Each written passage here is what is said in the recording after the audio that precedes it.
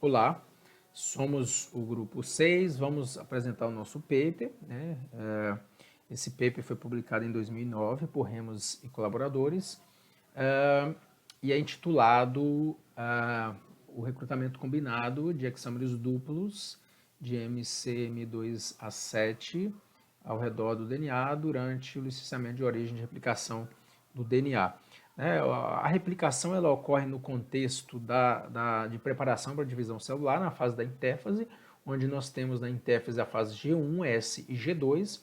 Na fase G1 é onde vai ocorrer aí a pré-montagem do pré-complexo de replicação, e esse hexâmero duplo que é montado aqui em G1 vai ser ativado pelas CDKs e DDKs aqui na fase S do ciclo celular. Então, como ocorre a montagem do hexâmero duplo, né? Nós temos o DNA fita dupla, o complexo de reconhecimento de origem, né? ORC 1 a 6, se liga no DNA de fita dupla, recruta o CDC6, e aí o CDC6 promove hidrólise de ATP, que favorece, auxilia CDT1 aqui, que se associa a MCM7 e a recruta aqui para associar com ORC. Então, esse processo ele repete novamente para formar o hexâmero duplo, né? Por a atividade ATPase da ORC, ela e a CDC6 se desligam, e eu tenho aqui o hexâmero duplo inativo, ok? E por ação, agora já na fase S do ciclo celular, por ação das proteínas da sinase dependente TBF4, a DDK, fosforila MCM27 e SLD37, que recruta CD45, né? Enquanto que a CDK2 específica da fase S do ciclo celular fosforila SL2 e SL3, né? E essa fosforilação dessas proteínas promove a ligação com a proteína DPB11, ok? E subsequente recrutamento e ativação aí do coativador de iniciação, os DINs, né, que é um heterotetramérico. Então agora nós temos o complexo a CMG formado aqui, né, com a CDC45 e os DINs aqui associados ao hexâmero, né, por atividade ATPase da CM2A7 e a atividade da MCM10, nós temos a dissociação desse hexâmero duplo e a abertura do anel da MCM27 que está fechado aqui. Então agora nós temos cada hexâmero em uma fita de DNA e ativa aí, temos a helicase então ativa, né? É interessante que no ano de 2009 os mecanismos envolvidos na montagem e desmontagem do hexâmero duplo não estavam elucidados. Então esse paper, os experimentos são justamente para elucidar esses mecanismos aí de montagem do hexâmero. E para entender esses mecanismos foram utilizadas diferentes ferramentas aí da biologia molecular, como as técnicas de Western blot, purificação de proteínas, reação de carregamento, PCR, microscopia eletrônica, sombreamento rotativo, BID de DNA e digestão por eco R1. Vou falar para vocês rapidamente a técnica de Western blot, né? Então basicamente, você vai pegar a sua célula de interesse ou tecido, faz a extração em tampão de Lise, um tampão contendo inibidores de fosfatase, proteases, dosa a proteína, coloca o leme, coloca no gel, né, com SDS, faz então a corrida, né, vai separar as proteínas por diferença de peso molecular. No caso do SDSP, já cora as proteínas diretamente no gel, e no caso do Western blot, essas proteínas são transferidas para uma membrana, ok? E depois incubadas com anticorpo primário e secundário aí, que tem a enzima conjugada, e através de quimiluminescência ocorre o processo de revelação. Após essa introdução, a minha parte eu vou falar do primeiro resultado, que teve mais com relação à purificação das proteínas pré-replicativas.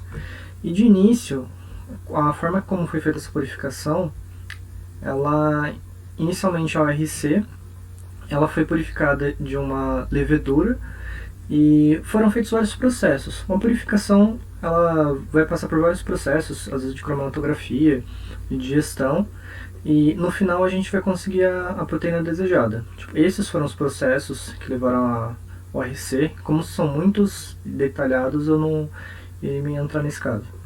E na CDC6, ela foi uma célula de um inseto, que normalmente CDC6 ela é uma célula bem estável na fase G1, e ela foi transfectada no baculovírus e com esses procedimentos, extração nuclear, cromatografia de afinidade de quelante de níquel e esse SuperDex, que é mais um protocolo para purificação. E o resultado da purificação foi esse, em que conseguiram os pesos moleculares da ORC e da CDC6, que foram os resultados, como da purificação, as suas massas moleculares. E no Western blot, que foi a parte da separação dessas proteínas, que foi feito pelo complexo. E outro resultado também foi a parte da fosforilação.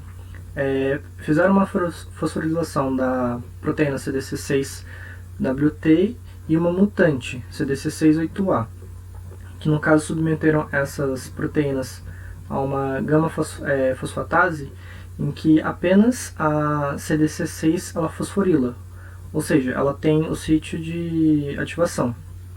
A CDC6 ela não tinha sítios de fosforilação. E outro resultado foi a análise de filtração de gel, SDS-PAGE, que conseguiram ver novamente também os pesos moleculares. E um dos resultados desses resultados foi que o complexo DT1, MCM27, evoluiu na mesma fração que a tiroglobulina, de 670 kDa, consistente com o peso molecular previsto de um heptâmero DT1 MCM27, de 676 kDa. E foi possível ver na literatura que a existência de um complexo estequiométrico entre CDT1, que está aqui, e MCM27 são consistentes com os métodos bioquímicos e análises genéticas. E um procedimento que seria bom explicar é o de microscopia eletrônica de transmissão, que no caso ele vai funcionar com um microscópio, só que ele vai ter todo um procedimento que a fonte de iluminação dele não vai ser simplesmente luz, mas vão ser feixes de elétrons que vai ser captado por um anteparo, que no final vai formar uma imagem em 2D. E nessa microscopia, como dá para ver aqui, essas imagens pretas são imagens em que a molécula que está sendo vista, ela está de lado, como dá para ver aqui, e aí em branco é a porção que ela está a vista superior da molécula. E com esses resultados, o que foi observado foi que a microscopia eletrônica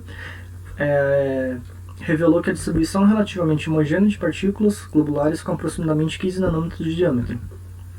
E o que se concluiu com todos esses resultados foi que, a partir de dados da eletromicroscopia e as imagens de filtração, pode-se concluir que a CDT1 e MCM27 foram um complexo heteroheptamérico. E introduzindo um procedimento da reação de carregamento, é que assim, para poder conseguir ter esse complexo da CDC6 ou CDT1, é preciso fazer com que essas proteínas se unem depois de purificadas. E com isso, para conseguir fazer essa reação, juntaram as amostras dessas proteínas com beads de DNA, que são marcadores magnéticos para o DNA, para conseguir visualizar depois da purificação. Após a purificação das proteínas, os pesquisadores optaram por analisar a reconstituição do carregamento do complexo MCM in vitro, e nós apresentaremos os principais resultados relatados. Com o objetivo de analisar a montagem do complexo pré-replicativo, foi analisado o recrutamento das proteínas purificadas para um fragmento de DNA linear contendo origens de replicação associadas às bits paramagnéticas. Nessa metodologia, os fragmentos de DNA são incubados com as proteínas como o ORC, CDC6, CDT1 e MCM27 e as bits paramagnéticas. Na próxima etapa, as proteínas que não se associaram às bits de DNA são removidas com a lavagem e, após isso, as bits paramagnéticas também são retiradas. restando somente o DNA e as proteínas que se associaram ao mesmo. Na figura 2A, podemos visualizar o Western blot decorrente da metodologia explicada anteriormente. Nesse experimento, os autores demonstraram que após a incubação das proteínas purificadas em reações contendo ATP, MCM27, CDT1, CDC6 e ORC se ligaram às bits de DNA, como podemos visualizar nos postos de 1 a 3. Além disso, também é possível observar que na extração com alta concentração de sal, resultou na remoção de ORC, mas não de MCM27, demonstrando que esse complexo permanece associado ao DNA mesmo após o tratamento com alta concentração de sal. Os pesquisadores também chamaram a atenção para o fato de que o carregamento de MCM27 requer a hidrólise de ATP por parte de ORC e CDC6, e devido a isso utilizaram o ATP γS, um análogo de ATP não hidrolisável. Entretanto, na lavagem com baixa concentração de sal, as proteínas MCM27, CDT1, CDC6 e ORC se ligaram às bits de DNA na presença desse análogo, como podemos verificar nos postos 7 a 9. Contudo, na lavagem com alta concentração de sal, MCM27, CDT1 e ORC foram removidas das bits de DNA, como podemos visualizar nos postos de 10 a 12. Com a finalidade de elucidar essa questão, foi realizado o Western blot que consta na figura 2b. Nessa imagem é possível visualizar que, exceto na condição experimental em que há presença de ATP γS correlacionado com a extração por alto teor de sal, em todas as outras condições experimentais, todas as subunidades do complexo MCM estão associadas às bits de DNA. Com essa informação, os autores concluíram que o complexo MCM é carregado no DNA de maneira resistente ao sal, na presença de ATP, uma vez que na presença de ATP γS há a remoção do complexo MCM com a extração por alta concentração de sal. Além disso, os mesmos sugeriram também que as subunidades de MCM se organizam em um complexo, o qual fica associado durante o recrutamento e após o carregamento no DNA. Devido ao fato de que CDC6, CDT1 e MCM27 permanecem associadas às bits de DNA na presença de ATP após extração com alta concentração de sal, os pesquisadores decidiram determinar se essas proteínas de fato se ligam ao DNA. Com esse objetivo, as bits submetidas à lavagem com alta concentração de sal foram tratadas com EcoR1, uma enzima de restrição que cliva o DNA em um sítio próximo à biotina streptavidina. As proteínas que estão associadas diretamente ao DNA podem bloquear estereoquimicamente o sítio de clivagem da EcoR1 e assim impedir seu mecanismo de ação em um determinado local do DNA. É possível visualizar no posto 3 que CDT1 e CDC6 permanecem associadas às bits de DNA mesmo após a clivagem de mais de 95% por EcoR1, sugerindo que essa associação se dá através de interações inespecíficas. Entretanto, o MCM27 é removida das bits de DNA após a clivagem por EcoR1, sendo identificada somente no sobrenadante da amostra junto ao DNA.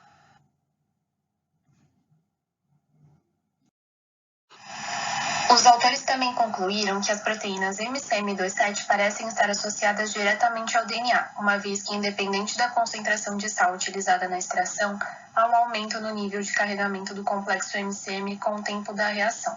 Cabe ressaltar que entre 25 a 40 minutos está a faixa de maior carregamento de MCM no DNA. Após essa série de experimentos, os autores então sugeriram que a reação de carregamento do complexo MCM ocorre de maneira resistente à concentração de sal na presença de ATP, que as subunidades de MCM formam um único complexo e dessa forma permanece durante o recrutamento e após a reação de carregamento no DNA, e além disso que MCM27 parece estar associada diretamente ao DNA. Após isso, os pesquisadores optaram por analisar como proteínas e sequências específicas de DNA poderiam influenciar no carregamento in vitro do complexo MCM, e nós apresentaremos os principais resultados relatados. Nas figuras 3A e 3B, os autores optaram por pesquisar como ORC e CDC6 agem juntas para recrutar e carregar MCM27. A figura 3A demonstra que as subunidades de MCM27 não são recrutadas nem carregadas no DNA na ausência de CDC6. Esse evento indica que ORC sozinha não consegue recrutar eficientemente o complexo CDT1 e MCM27. Além disso, na figura 3B, é possível observar que nos postos 1, 5, 9 e 13, que na ausência de ORC também não há o recrutamento nem o carregamento de MCM27, demonstrando que ambas as proteínas são importantes para o acontecimento desse evento. Cabe ressaltar, inclusive, que o artigo em questão traz pela primeira vez a evidência desse fenômeno. A iniciação da replicação em leveduras depende de sequências de DNA específicas. Essas sequências servem de sítios de ligação para a ORC e para a montagem do complexo pré-replicativo. A sequência denominada ARS1 é formada pelo elemento A, que por sua vez contém uma região consenso chamada de ACS, pelo elemento B1. Ambas definem o sítio primário no qual a ORC se liga. Além disso, há também o elemento B2, que serve como um segundo local de ligação à ORC na ausência de ACS. E por fim, o elemento B3, que não está presente em todas as origens, mas é o sítio de ligação para o fator ABF1. Com o objetivo de analisar a ligação de ORC e o carregamento de MCM em ARS1, os pesquisadores compararam esses eventos em sequências wild type, sequências mutadas para o elemento A e o elemento B2, ou seja, sem os sítios de ligação de ORC. Na figura 3D, nos postos 1 e 2 em comparação aos postos 5 e 6, é possível visualizar que a ORC é recrutada de forma similar em todas as concentrações propostas, tanto na condição selvagem quanto na condição mutada.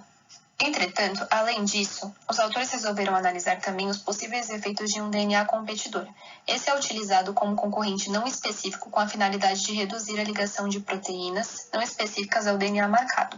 Com a adição de um DNA competidor não específico, ORC se associou preferencialmente à sequência wild type e o carregamento de MCM27 também se estabeleceu de forma mais eficiente nessa condição, como é possível visualizar na comparação dos postos 9 e 10 com os postos 13 e 14. Esses dados indicam que o carregamento in vitro de MCM27 específico pode ocorrer na presença de um DNA competidor, mas que essas sequências específicas não são necessárias para a ligação de ORC ou para o carregamento de MCM27, como podemos visualizar quando comparamos com a condição mutada.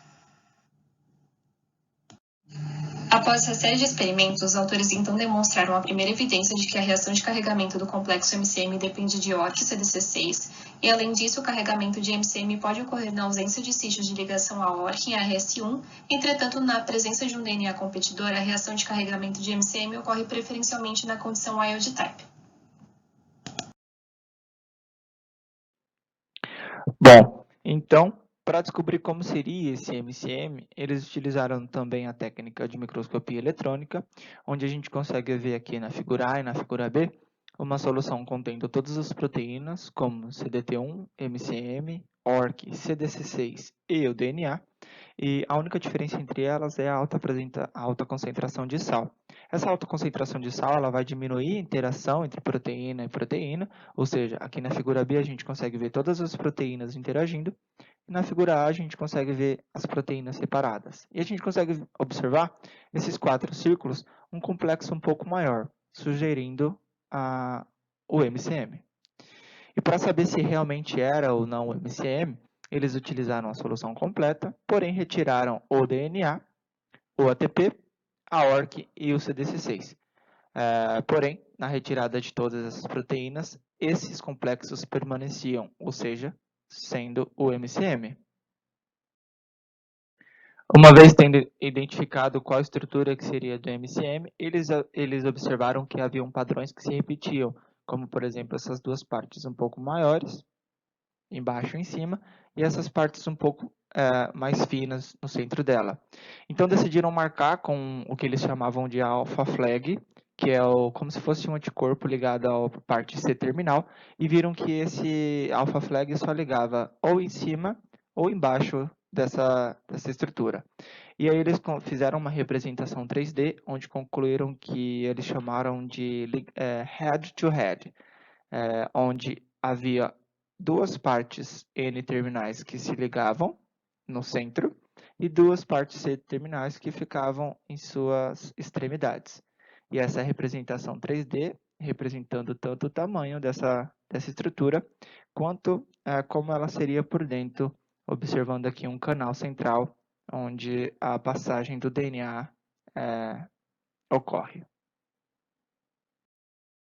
Bom, então eles conseguiram caracterizar a estrutura da MCM e mostrar que aquela estrutura de hexâmero duplo ocorria mesmo na ausência de outras proteínas, segundo os dados que eles mostraram.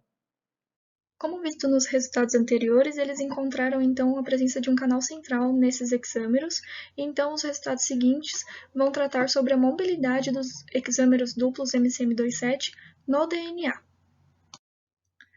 Para isso, eles fizeram um sombreamento rotativo, tanto do complexo de MCM27 ligado ao DNA linear, quanto ligado ao DNA circular.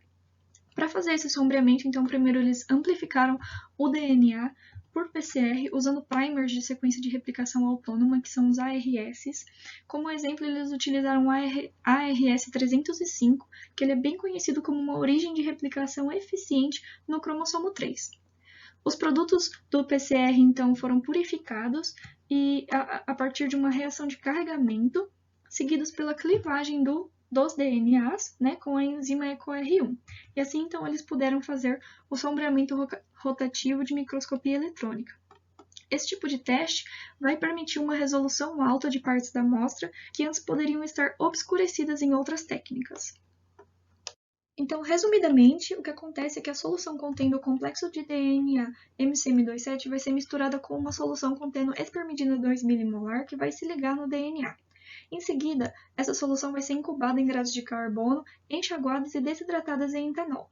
Depois disso, haverá uma difusão rotativa das sombras de tungstênio em ângulo de 8 graus em alto vácuo.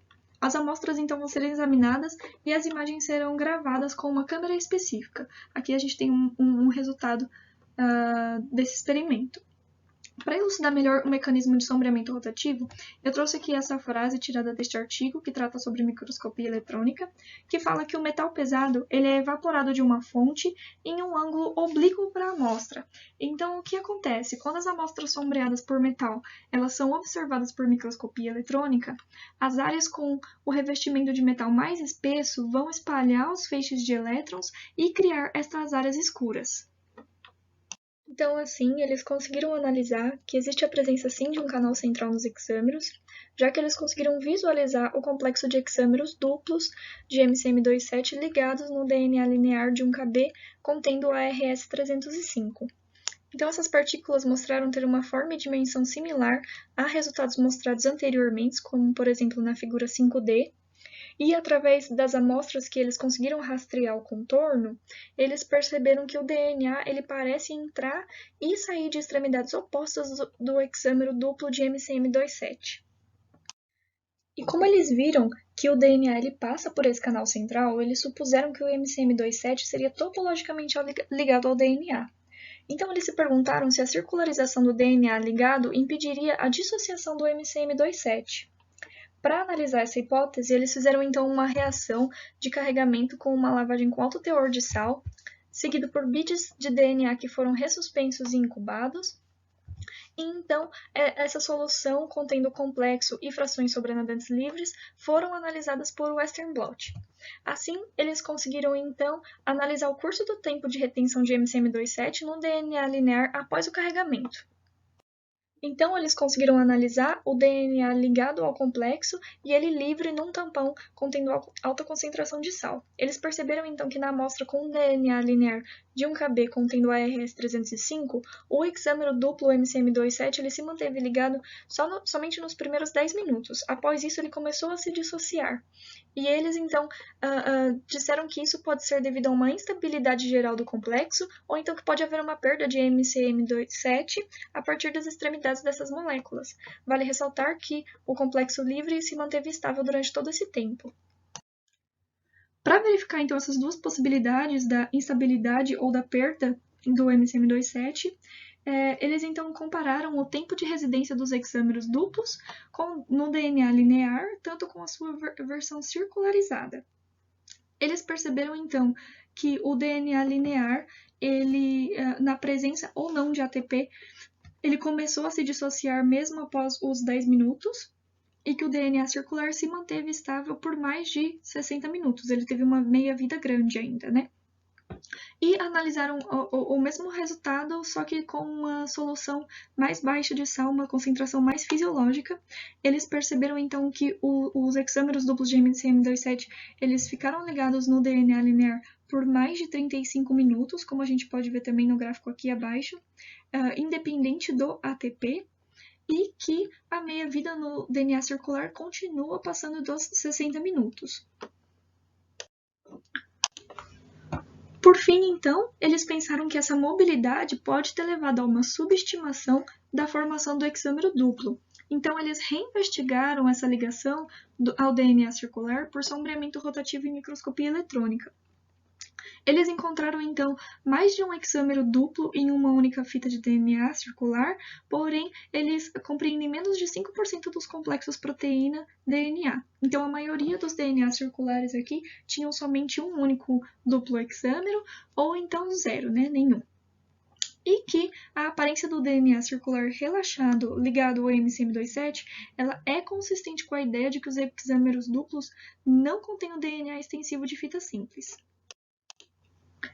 Com esses resultados, conseguimos perceber, então, que os hexâmeros duplos MCM27 carregados, eles podem se movimentar livremente no DNA de dupla fita, independente do ATP.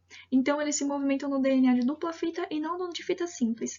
Eles são ligados pelo canal central e o complexo está, assim, topologicamente ligado ao DNA. Esse atraso na geração de DNA de fita única no hexâmero duplo até a fase S pode proteger a origem do DNA de danos durante a fase G1. Além disso, a capacidade do hexâmero duplo de deslizar no DNA de dupla fita pode fazer com que mais hexâmeros que estejam atuando na fita de DNA sejam empurrados à frente do replisomo. E isso pode desempenhar um papel na ativação de uma helicase em forquilhas de replicação paralisadas. Tudo isso vai ser importante para o início da replicação, que não requer o recarregamento de MCM27 solúvel e não vai comprometer os mecanismos projetados para garantir uma vez a replicação do ciclo celular.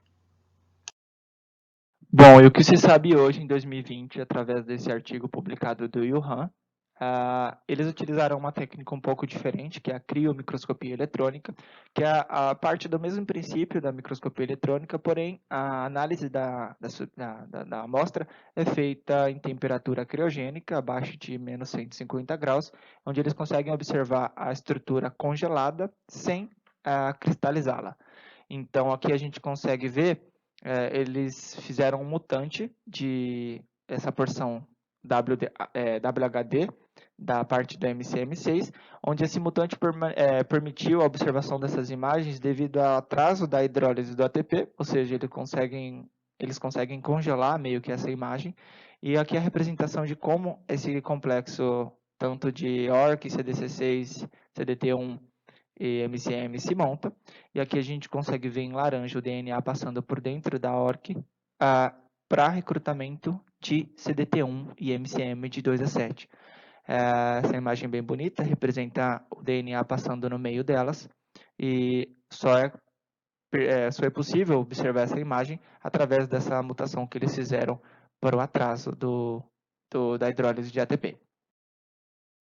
E nesse mesmo artigo, eles conseguem fazer essa representação em 3D, onde eles mostram o complexo de ORC, CDC6, MCM e CDT1 ligados ao DNA e mostram que o DNA passa por meio dessas proteínas aqui.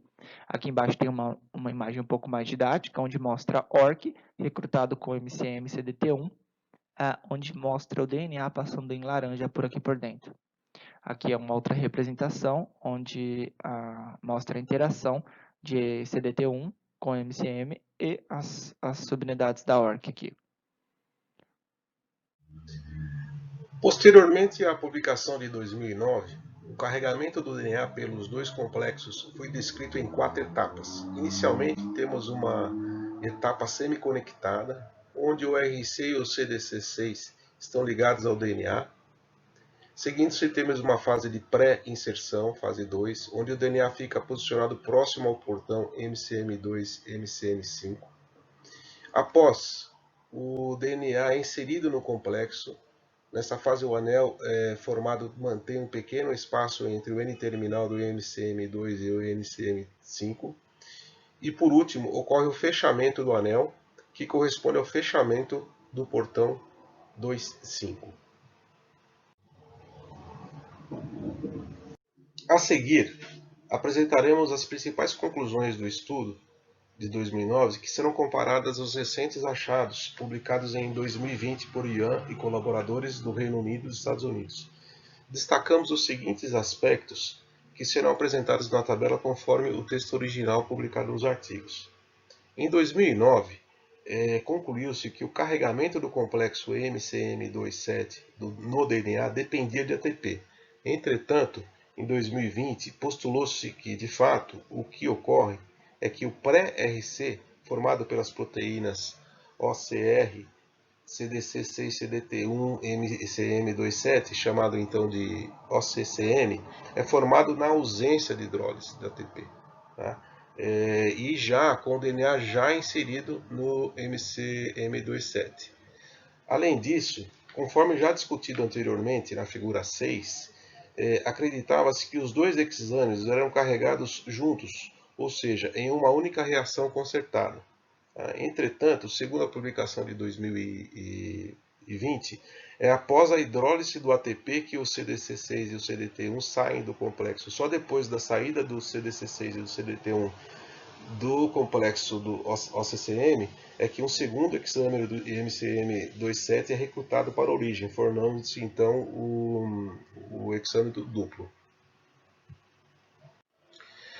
Bom, em 2009, os mecanismos iniciais ainda não eram bem conhecidos. Entretanto, hoje já se sabe-se que o MCM3 C-terminal é essencial para promover as interações iniciais entre o CDT1 MCM27 e o ORC-CDC6. Atualmente, acredita-se que o MCM3 C-terminal pode ser importante para iniciar o carregamento do MCM27 no DNA. Também em 2009, não se tinha conhecimento de como se dava a afinidade entre o ORC e o DNA e entre o MCM27 e o DNA. Com relação à afinidade do ORC e o DNA, hoje acredita-se que provavelmente o ORC2WHD possa ser importante, gerando um link topológico entre o ORC e o DNA. Esse link explicaria a forte afinidade entre o ORC e o DNA. Com relação à afinidade entre o MCM27 e o DNA, foi descrito em 2020 que o contato do DNA com o MCM2 supera as interações com a superfície externa do ORC, e que o MCM4WHD encontrado dentro do anel hexâmero liga e dobra o DNA, sustentando o duplex em direção a MCM2. Tá? Outro achado importante comparativo foi o fato de que em 2009 foi demonstrado pela primeira vez que a ORC sozinha não conseguia recrutar com eficiência o complexo CDT1 MCM27, havendo necessidade do CDC6 para que esse recrutamento acontecesse. Esses achados foram confirmados em 2020 em relação ao CDC6. O CDC6 ele guia e posiciona o DNA antes do carregamento da hélice. Tá? Atualmente, em relação a 2009, sabe-se um pouco mais sobre a interação entre esses dois complexos. Por exemplo, o MC3 interage com o ORC2 e a cauda do CDC6. Além disso, o MC7 interage com o CDC6 e com o ORC1. Em outras palavras, o CDT1 MC27 é incapaz de se ligar ao ORC na ausência do CDC6. Isso mostra a necessidade, confirma a necessidade do CDC6 para o MCM27. O conteúdo teórico aqui apresentado foi previamente discutido e elaborado por todos os membros do grupo 6, com base nas seguintes referências. Obrigado.